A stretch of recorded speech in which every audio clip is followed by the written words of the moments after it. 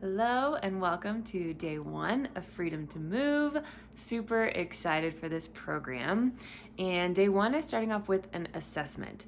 So lots of reasons for this, but we want to see what you started with and then what you end with. Muscle gain takes 4 to 6 weeks. We're gonna be assessing this in tiny bit less than that amount of time. So if you don't see the most drastic results, that's not a big deal because you're gonna have this assessment, you're gonna be able to take this with you, and it can be a nice thing to check in with every 6 weeks, especially as you continue hopefully past this program.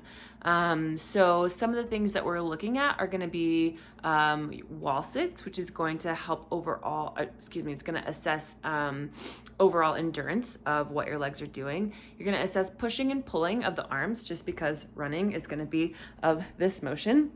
We're gonna check in on bridges because that's gonna be that whole posterior chain strength, meaning glutes and hamstrings and the things that you're kicking off with whenever you're running. We're also gonna be assessing single leg squats, which is basically running, right? Running is a single leg squat over and over again. So a lot of our exercises are going to be taking that movement and the movements of running through different tempos. And so we're kind of checking in how many single leg squats can you do right now? And then by the end of this program, how do they feel? How many are you able to do? Is the effort any different, even if the reps are the same? And then planks and side planks.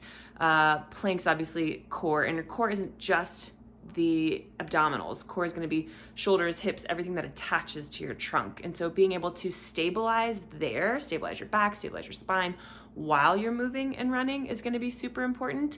And then for side planks, so there are studies that show that side planks have more glute activation, especially glute med activation than any other exercise. And glute med is what we really need to keep our knees in line. So if your knees are like coming together while you're running, or you find your feet flaring out, things like that, all that stability comes from the hips. And so being able to assess where you're at right now, and then as you continue through this strength program, and then through the running program as well, see where you're at the end of it, will be a really fun measurement.